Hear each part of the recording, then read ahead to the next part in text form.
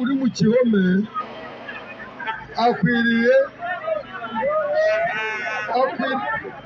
please reka mbigishe ibibazo bizababaho ntimubimenye ikibazo cyo mu gihome. Now uwo mwana mama uri mu gihome bavuga ko bamufatiye mu rubanza rufatiranye n'umuntu wapfuye Obasaidi za Mitiyana. Icondoza ribaga irya polisi. Now polisi irangije gucondoza igasanga nta cyaha afite, ibyo bintu ireba gukwira murekura nanga koti irekura polisi muhohotera. Icyo ndi kupfa n'aba bantu ni kimwe. Icya kabiri, Nelson aravuze ngo nagiye ku radio ngo mvuga ku bajura.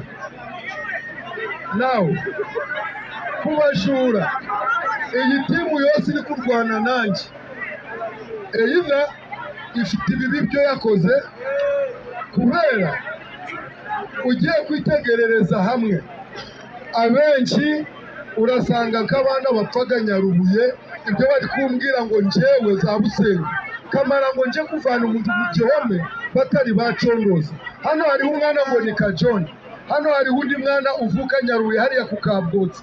Bene nyina barabishe, amapikipiki baragajana n'amapureti bazifatanye, bene ndongereye hano ni bene se bagayi ntabararaga mu gihome.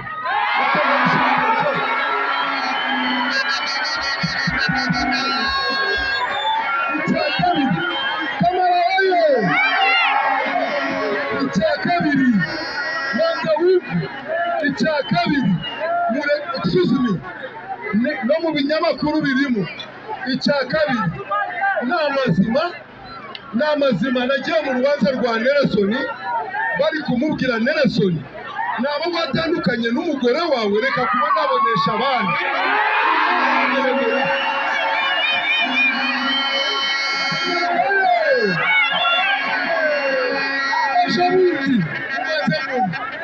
Ejo bundi yagiye ajana amakaragande ga Kasente narindi mu rubanza.